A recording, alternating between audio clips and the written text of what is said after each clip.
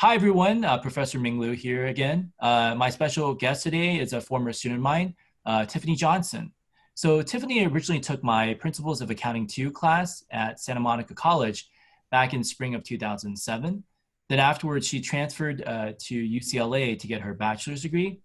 And then after she finished UCLA, I had the pleasure of being her professor again when she came back to take some additional upper division intermediate accounting classes to sit for the CPA exam.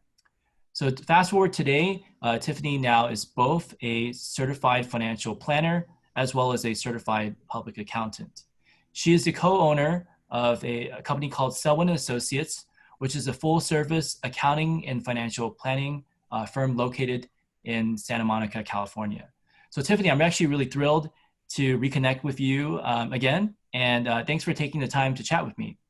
Yes, absolutely. I'm really excited.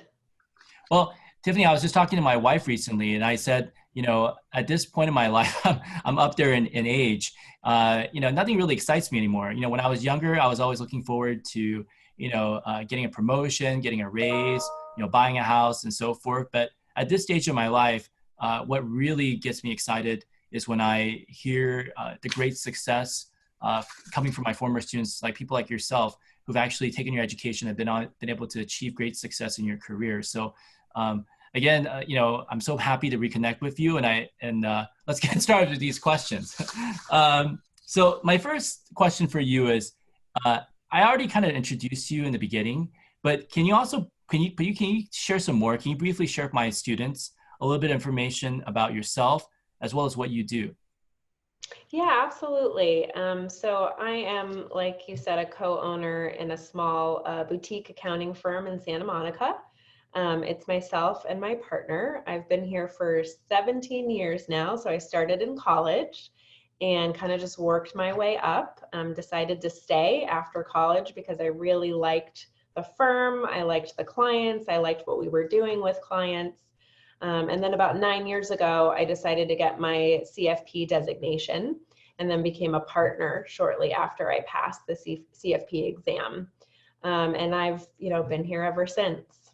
Great. So the next question I have is, so you have both a CPA and a CFP designation next to your name. So actually that is very, very rare because I know people who have either one or the other, but you actually have both. So most of my students know what a CPA stands for, Certified Public Accountant, whereas they may not know what a CFP stands for. So can you elaborate more about that designation? And what is the difference between someone who is a CFP like yourself versus just any other financial planner? Yeah, absolutely. So a CFP stands for Certified Financial Planner. It's a special designation that is given from the CFP board. So much like the CPA designation is given from the California Board of Accountancy, the CFP designation is given from the board. So essentially what it takes to become a CFP is you have to go through a series of rigorous education steps. So I actually went to UCLA Extension and I completed their personal financial planning certificate program. And after that, I took some of their review prep courses for the CFP exam. And then I went on to sit for the CFP exam and successfully pass. Just so students have an idea of, kind of what it takes. The PFP program took me about 2 years to complete. And then the exam, I actually tracked all of my hours and I ended up racking up over 450 hours of studying for the CFP exam specifically.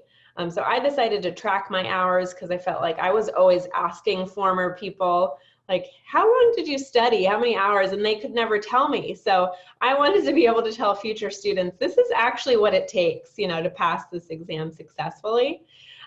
So, anybody can call themselves a financial planner or financial advisor, but the CFP is just a special designation that's awarded to you. So just like anybody can call themselves an accountant or a tax preparer, doesn't mean they're a CPA, doesn't mean they actually have that special designation and they've gone through the education requirements and they've actually sat for the board exam.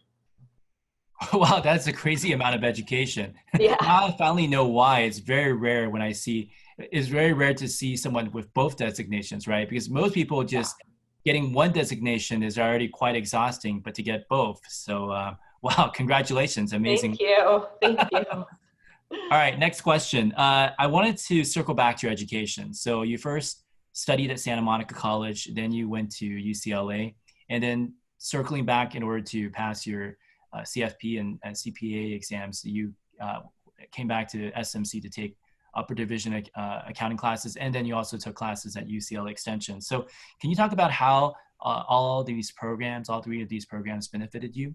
Yeah, absolutely. I really loved my SMC experience. I moved here from Orlando, Florida when I was 18, and I didn't really know what I wanted to study.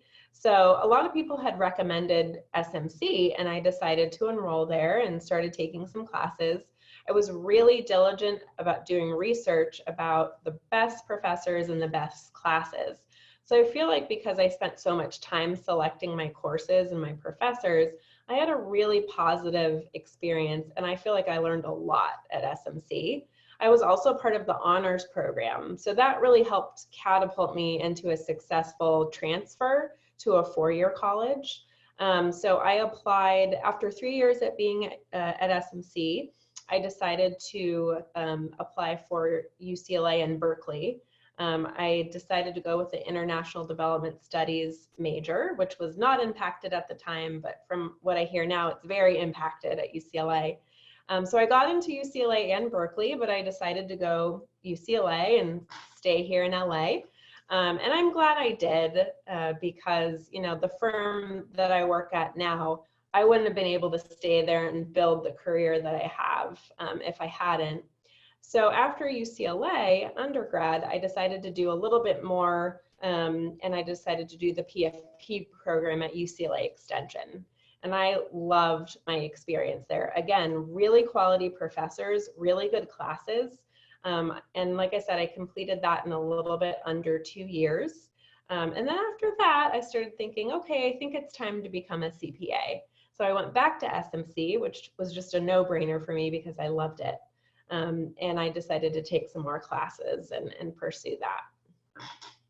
Well, great. Let me just focus on SMC, and the reason why I want to do that is because most of my viewers are accounting students who want to take the CPA exam. Yeah. So just focusing on Santa Monica College, I wanted to ask, you went there and you took all these upper division accounting classes, including two of my intermediate accounting classes. So can you share with my viewers how the accounting program, particularly the upper division classes there, helped you successfully pass the CPA exam and also advance your career?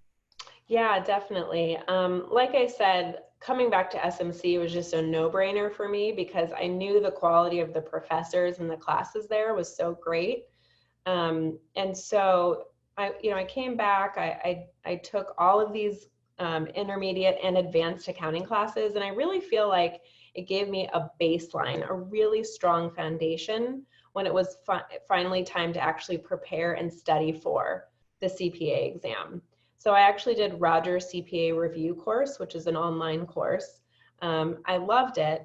But as I was going through the lectures, I remembered a lot from my classes at SMC because I felt like they gave me such a good baseline and support to then being able to recall a lot of the information you have to review when you're studying for the CPA exam.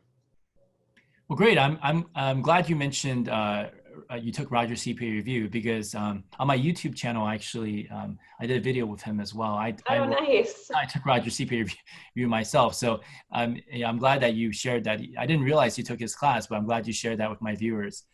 So last thing I want to ask you, there might be some of my viewers who want to be in your shoes someday. They want to become a certified financial planner. So do you have any tips for them? Any tips to be successful like yourself?